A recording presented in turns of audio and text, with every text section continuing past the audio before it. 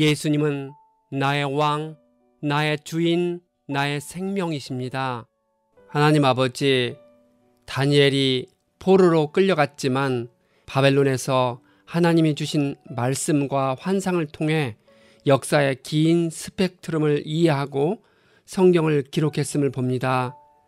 다니엘을 통해 깨달은 진리인 지극히 높은 하나님이 세상 나라를 다스리신다는 말씀을 항상 마음에 새기며 믿음 생활을 이어갈 수 있도록 인도해 주옵소서.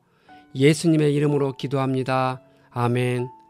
오늘 읽을 말씀은 다니엘 10장부터 12장입니다.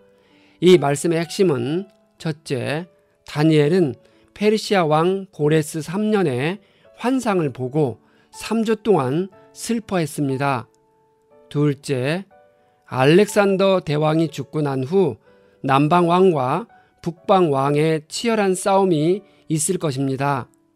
셋째, 다니엘은 마지막 때까지 말을 간수하고 글을 봉합해야 합니다. 10장, 페르시아 고레스 왕 제3년에 다니엘이 계시로 말씀을 받았습니다. 다니엘은 이 새 일해 동안 심한 고생 끝에 그 뜻을 깨달았습니다. 그는 새 일해 내내 좋은 음식을 삼가했으며 고기와 포도주도 입에 대지 않았으며 몸에 기름을 전혀 바르지 않았습니다. 1월 21일에 그는 티그리스 강둑에 와 있었습니다.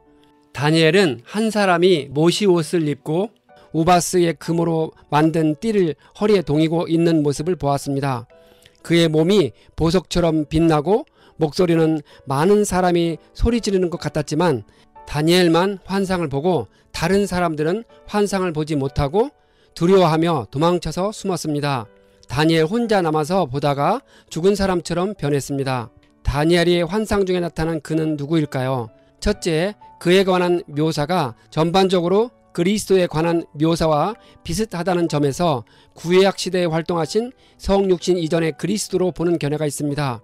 둘째, 다니엘서에서 환상의 전달자와 해석자로 천사의 등장이 빈번했다는 점에서 그를 천사 가브리엘로 보는 견해가 있습니다. 다니엘은 말소리를 듣고 정신을 잃고 땅에 쓰러졌습니다. 그때 한 손이 그를 어루만지면서 떨리는 손과 무릎을 일으켰습니다. 다니엘은 그 사람이 하는 말을 들었습니다. 하나님께 큰 사랑을 받은 사람 다니엘아, 이제 내가 네게 하는 말을 주의해서 들으라. 너는 일어서라. 지금 나를 네게로 보내셔서 이렇게 왔다.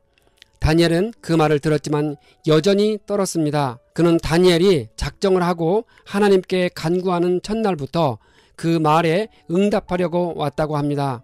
그러나 페르시아 왕국의 군주가 21일 동안 그를 막았기 때문에 그가 페르시아의 왕들과 함께 머물러 있을 때 처세장 가운데 하나인 미가엘이 도와주어 왔다고 합니다. 여기서 페르시아 왕국의 군주가 천사와 싸웠다는 것은 하나님의 세력과 사탄의 세력 간 영적 전쟁을 의미합니다. 페르시아 왕국의 군주는 그 나라의 배후에서 조종하도록 지정된 사탄에게 속한 타락한 천사장을 가리킵니다. 그는 사탄의 명령을 따라 가브리엘이 다니엘에게 메시지를 전달하지 못하도록 막은 것입니다. 가브리엘이 전하려는 메시지에는 사탄의 활동과 최종 운명에 대한 하늘의 중대한 비밀이 담겨 있기 때문입니다. 그는 마지막 때에 이스라엘 백성에게 일어날 일을 깨닫게 해주려고 왔다고 합니다. 이 환상은 앞으로 일어날 일을 보여주는 것이라 합니다. 천사가 다니엘에게 말을 할 때에 그는 얼굴을 땅에 대고 벙어리처럼 엎드려 있었습니다. 그때 사람처럼 생긴 이가 다니엘의 입술을 만져주니 질문을 할 수 있었습니다. 다니엘은 숨이 막힐 상태에서 겨우 말을 하고 있는데 또 다른 사람 모양 같은 것 하나가 그를 어루만져주며 강하게 했습니다. 그는 페르시아의 천사장과 싸울 것이라 합니다. 그 다음에 그리스 천사장이 올 것이라 합니다. 그는 진리의 책에 기록된 것을 다니엘에게 알려주려 했습니다. 다니엘을 도와서 대항할 자는 오직 미가엘 천사뿐이라 합니다. 가브리엘이 계시의 천사로서 하나님의 메시지를 전달하는 역할을 맡았다면 미가엘은 하나님의 영광과 거룩을 지키는 수호의 천사로서 악령과 전투를 맡았습니다. 11장, 사람같이 생긴 이가 메데사람 다리우스 원년에 그를 강하게 하고 보호하려고 일어섰다고 합니다. 그는 페르시아에 또 3명의 왕이 일어날 것이며 그 뒤에 넷째는 다른 누구보다도 큰 재물을 모을 것이라 합니다. 그가 재물을 모으고 권세를 주게 되면 모든 사람을 격동시켜서 그리스를 칠 것이라 합니다. 그러나 그리스에서는 용감한 왕이 일어나서 큰 권력을 쥐고 다스리면서 자기 마음대로 할 것이라 합니다. 그러나 그의 권세가 끝날 때가 되면 그의 나라가 깨져서 천하 사방으로 나뉠 것이라 합니다. 그의 자손도 그의 나라를 물려받지 못한다고 합니다. 그의 자손은 그가 누리던 권세도 누리지 못할 것이라 합니다.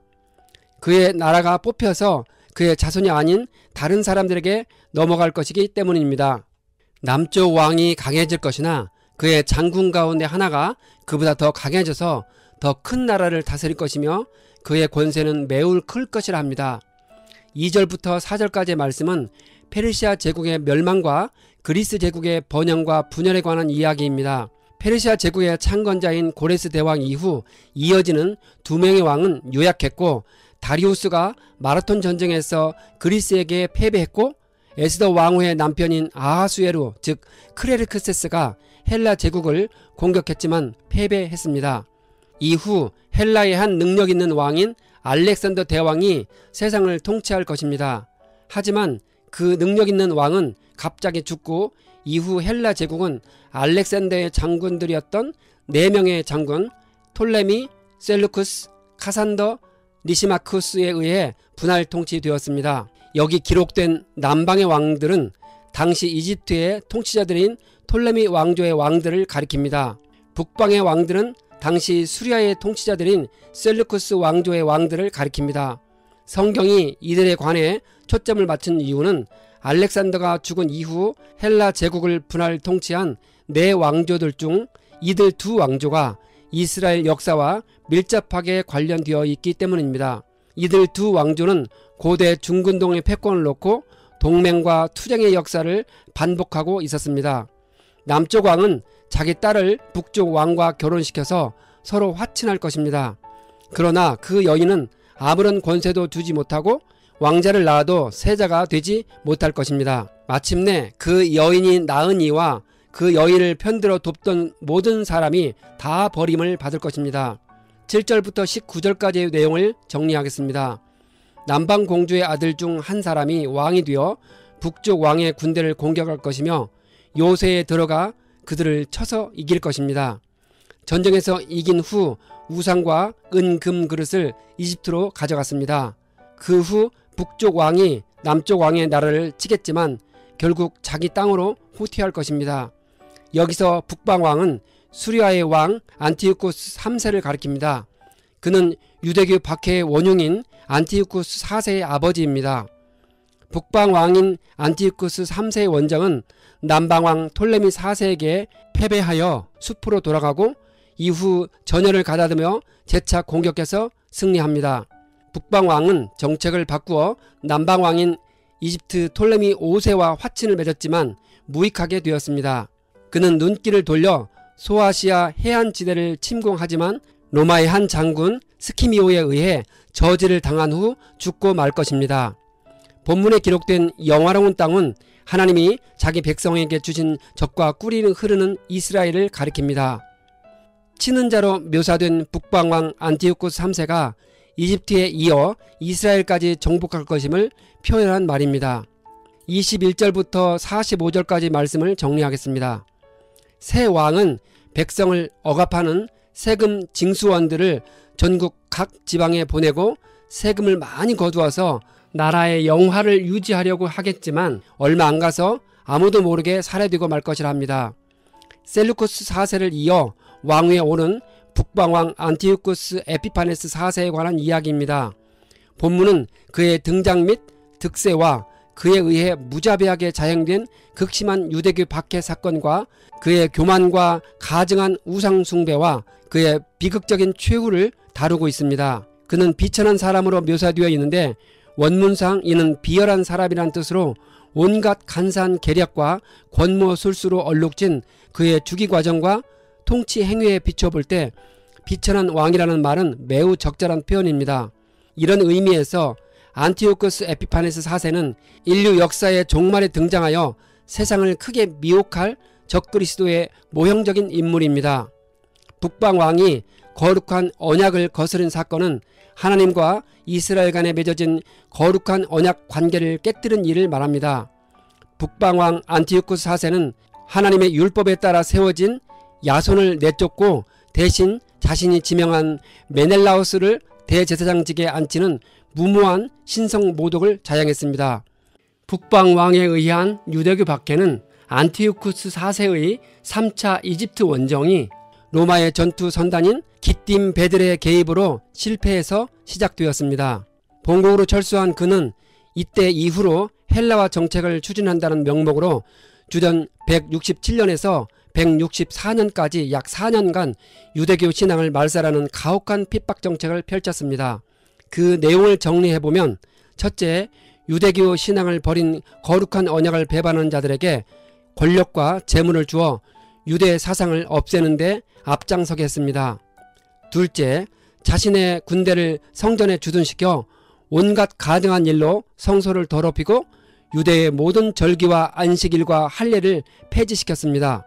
셋째, 유대교 신앙을 지키거나 가르치는 자들은 남녀노소를 불문하고 누구든지 가혹하게 핍박하고 학살했습니다. 성소에 세워진 멸망하게 하는 가증한 것은 안티오쿠스 4세가 거룩한 성전의 번제단 위에 세운 이방의 주피터 신상을 말합니다. 그는 이 신상에다 모세율법에서 부정한 동물로 규정된 돼지고기를 제물로 삼아 바쳤습니다. 북방왕 안티오쿠스 4세는 매우 교만했습니다. 그는 조상들이 섬긴 신이나 여자들이 흠모하는 단무스 신을 멸시하고 오직 스스로를 가장 크게 높여 최고의 신으로 신격화했습니다. 다만 그는 강한 신을 공경했는데 그 신은 주피터인 제우스입니다. 북방왕 안티오쿠스 4세는 한때 남방왕을 치고 이집트에서 많은 노획물을 얻었습니다. 그러나 본국에서 전해오는 반란 소문에 그들을 제거하려고 돌아가던 중 먼저 유대의 반란군인 마카비 군대를 치려고 지중해와 시온산 사이에 진을 쳤다가 천벌을 받고 죽고 말았습니다. 12장, 그때의 유다 백성을 지키는 위대한 천사장 미가엘이 나타날 것이라 합니다. 전무후무한 큰 환란이 있겠지만 책에 기록된 모든 자가 구원을 받을 것입니다. 큰 환난이 있을 그때는 역사적으로 북방왕 안티오쿠스 4세에 의한 유대교 박해가 극심했던 그의 만렵을 가리킵니다. 종말론적으로는 적그리스도에 의한 기독교 박해가 절정에 이른 마지막 한 이래 중 후반기 3년 반 만렵을 가리킵니다. 이런 점에서 안티오쿠스 4세는 세상 종말에 등장할 멸망의 아들 또는 짐승으로 묘사된 적그리스도의 모형이었습니다. 큰 환란이 있겠지만 지혜 있는 사람은 하늘의 밝은 빛처럼 빛날 것이요 많은 사람을 옳은 길로 인도한 사람은 별처럼 영원히 빛날 것입니다. 주님은 다니엘에게 마지막 때까지 이 말씀을 은밀히 간직하고 책을 봉하여 두라고 했습니다. 그때 다니엘이 두 사람이 서 있는 모습을 보았습니다. 한 사람이 다른 사람에게 이런 놀라운 일들이 끝나기까지 얼마나 더 오래 있어야 합니까? 라고 물었습니다. 세마포 옷을 입은 자가 살아계신 분에게 맹세하면서 말했습니다. 한 때와 두 때와 반 때가 지나야 한다. 거룩한 백성이 받는 핍박이 끝날 때에 이 모든 일이 다 이루어질 것이라고 말했지만 다니엘이 이해할 수가 없어서 천사에게 물었습니다. 그는 다니엘에게 이 말씀은 마지막에 올 때까지 은밀하게 간직되고 감추어질 것이라 합니다. 많은 사람이 깨끗해질 것이지만 악한 사람들은 계속 악해질 것이라 합니다. 지혜 있는 사람들만이 이해할 것이라 합니다. 매일 드리는 제사가 없어지고 혐오감을 주는 흉측한 것이 세워질 때부터 1290일이 지나갈 것이라 합니다. 1335일이 지나가기까지 기다리면서 참는 사람은 복이 있을 것이라 합니다. 1290일은 7년 대환란 중에 후반기 3년 반에 한 달인 한때가 더해진 날수입니다. 이는 적그리스도의 멸망 이후 그리스도의 재림으로 최종 심판이 펼쳐지는 데 소요되는 기간인 듯 합니다. 한때 반, 즉 45일이 더해진 1335일은 최종 심판 이후에 성도가 영원한 새하늘과 새 땅으로 들어가는 데 소요되는 시간인 듯합니다. 이 모든 숫자는 상징적인 숫자입니다. 이처럼 구체적인 날수가 언급되는 이유는 구체적으로 한정된 기한을 제시해 줌으로써 이 세상 종말에 있을 환란의 시기에 택한 백성들에게 큰 소망과 위로를 주기 위함입니다. 이는 인류 역사가 하나님의 섬세하고 구체적인 계획하에서 진행되고 있음을 깨우쳐주고 있습니다. 주님은 다니엘은 끝내 죽겠지만 살아있는 동안 끝까지 신실하면 마침내 그에게 돌아올 보상을 받을 것이라 합니다. 우리가 살고 있는 21세기에도 다니엘 같은 하나님의 일꾼이 필요하니 하나님은 온 땅을 두루 살피시어 찾고 계실 것입니다. 하나님은 자신의 마음에 합한 자를 찾으셔서 그에게 역사를 이끌어갈 수 있도록 인도해 주십니다.